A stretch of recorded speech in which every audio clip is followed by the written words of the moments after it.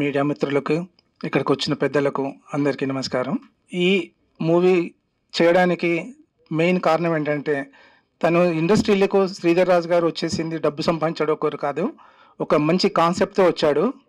వచ్చి తను ఎప్పటి నుండో ఈ ఇండస్ట్రీలో తిరగాలి చేయాలని చూసిన సమయంలో తనకు ఎవరు దొరకక, ఒక సమయంలో నేను దొరకడం వల్ల ఒక మంచి డైరెక్టర్ కావాలని అంటే అప్పుడు నేను డైరెక్టర్ పారపల్లి గారిని దగ్గర తీసుకోవడం జరిగింది. తన ద్వారా ఎంబీఎం అనే మూవీ చేయడం జరిగింది, మేరా భారత్ మహాన్. ఆ సినిమాకు డబ్బులు వచ్చినా రాలేదన్నది మాకు తెలుసు. అది సినిమాకు పేరు మాత్రం మంచి పేరు వచ్చేసింది మాకు. అది అందులో నేను ఎగ్జిక్యూటివ్ డైరెక్టర్ కూడా ప్రొడ్యూసర్ కూడా చేశాను. ఈ సినిమాకు మెయిన్ ఏంటంటే, ఈ సినిమా కానీ దీనికి ముందు మేరా భారత్ మహాన్ సినిమాకు మాకు మొత్తం పాటలు రాసింది పెద్దల మూర్తి గారు. పాపం ఈ క్షణంలో వారు లేరు కాబట్టి వారికి ముందు మనం ఒక 2 నిమిషాలు శ్రద్ధాంజలి ఘటించాలని నా కోరిక. ఇప్పటివరకు ఇండస్ట్రీలో ఇంత ధైర్యం చేసేసి ఒకే క్యారెక్టర్ తోటి నేటి భారతం అనే మూవీ తీయడం అనేది రియల్గా కూడా శ్రీధర్ అన్నను చాలా ఎలా ఆయనను అప్రిషియేట్ చేయాలో నాకు అర్థం అవడం లేదు. ఆయన ఎప్పటి నుండో కష్టపడుతూ అదే భరత్ గారిని దగ్గర పెట్టుకొని నేటి భారతం అనే మూవీ తీసేసి, ఒక డబ్బుల కొరకు కాకుండా సమాజం ఎలా చెడిపోతుంది, ఈ రాజకీయ నాయకులు ఈ పార్టీల వల్ల ప్రజలు ఎంత లాస్ అవుతున్నారనే ఒక కాన్సెప్ట్ తోటి ఈ మూవీ తీసుకురావడం జరిగింది. ఈ సినిమా కనీసము ఒక 4-5 వారాలన్నా నడవాలి అని చెప్పేసి కోరికతోటి, వారు పెట్టిన డబ్బులు కాకుండా ఎక్కడి వరకు ఇంకొక కొంచెం మెయిన్గా తనకు ఇంకొక సినిమా తీయడానికి డబ్బులు చాలు అనే కోరికతోటి నేను కోరుకుంటున్నాను. వారికి ధన్యవాదములు. మీడియా మిత్రులందరికీ, శ్రీధర్ రాజు గారితో నేను గత 1 year నుంచి ట్రావెల్ చేస్తున్నాను. ఆయన మంచి మిత్రులు నాకు. ఈ సినిమా గురించి మొదట విన్నప్పుడు రీసెంట్గా నేను సినిమా చూడడం కూడా జరిగింది. మీరు క్యారెక్టర్ టైటిల్ నేమ్ చూసుకున్నట్లయితే జర్నలిస్ట్, అంటే మీరు అందరూ ప్రతి ఒక్క సామాన్యులు, ప్రతి ఒక్క జర్నలిస్ట్ కనెక్ట్ అయ్యే క్యారెక్టర్ ఇది.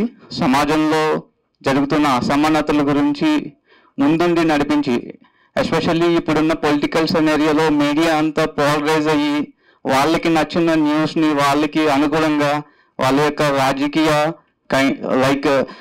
రాజకీయ ఆలోచనలకు తగ్గట్టుగా న్యూస్ని డ్రైవ్ చేయడం జరుగుతుంది. అలాంటి సమయంలో ఒక సోషల్ మీడియా ప్లాట్ఫామ్లో ఒక ఇండివిజువల్ జర్నలిస్టులు ముందుకు వచ్చి ప్రజల పక్షాన వాళ్ళ యొక్క గొంతుని వినిపించగలిగే ప్లాట్ఫామ్ సోషల్ మీడియా. ఎస్పెషల్లీ మీ యూట్యూబ్ ఛానల్ కానీ లేకపోతే అదర్ సోషల్ మీడియా ప్లాట్ఫామ్స్లో ఏ విధంగా ఒక జర్నలిస్ట్ తన యొక్క గొంతుని వినిపించగలడు అని చెప్పే సినిమాయే ఈ నేటి భారతం. మీరందరూ ఇది మీ సినిమాగా జనాల మధ్యలోకి తీసుకువెళ్ళి ఇలాంటి ఇండివిజువల్ జర్నలిస్ట్ని ఎంకరేజ్ చేయాలనే ఆలోచనతో దీన్ని మీరు మీ ఓన్ చేసుకుని ప్రమోట్ చేయాలని కోరుకుంటున్నాను. అందరికీ నమస్కారం అండి, ఇక్కడికి వచ్చిన జర్నలిస్టులందరికీ. అదేవిధంగా ఈరోజు మన cinema Neti Bharatam cinema trailer and lyrical song release అయింది. సో మీ అందరికీ నచ్చింది అనుకుంటున్నాను. ఈ సినిమా నేను చూశానండి, చాలా బాగా వచ్చింది. దాంతోపాటుగా భరత్ సార్ తన ఈ సినిమాని చాలా బాగా చేశారు. సింగిల్ యాక్టర్గా మన శ్రీధర్ సార్ కూడా చాలా బాగా చేశారు సినిమాని. అదేవిధంగా ఈ సినిమాకి బ్యాక్గ్రౌండ్ స్కోర్ ఇచ్చిన ఎంఎల్ రాజా గారు కూడా చాలా చక్కగా చేశారు.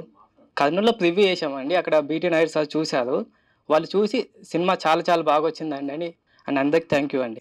ఈ సినిమాను ప్రతాప్ ప్రొడక్షన్స్ నుండి 2వ సినిమాగా రిలీజ్ చేయడం జరుగుతూ ఉంది. ఇప్పుడు ఫస్ట్ కాపీ వచ్చిన తర్వాత మేము సెన్సార్కు పంపడం జరిగింది. ఇప్పుడు సెన్సార్ బోర్డులో ఉంది. సినిమా సెన్సార్ కాగానే రిలీజ్ డేటు డిక్లేర్ చేయడం జరుగుతుంది. ఇంకోటి, ఇప్పుడు ఈ ట్రైలర్స్ 2 రకాల ట్రైలర్సు, అట్లాగే ఒక సాంగ్ లిరికల్ ఏదైతే ఉందో వీటికి ఎటువంటి కాపీరైట్ ఏమీ లేదండి. ఇది యూట్యూబ్లో ఎవరైనా దాన్ని వాడుకోవచ్చు.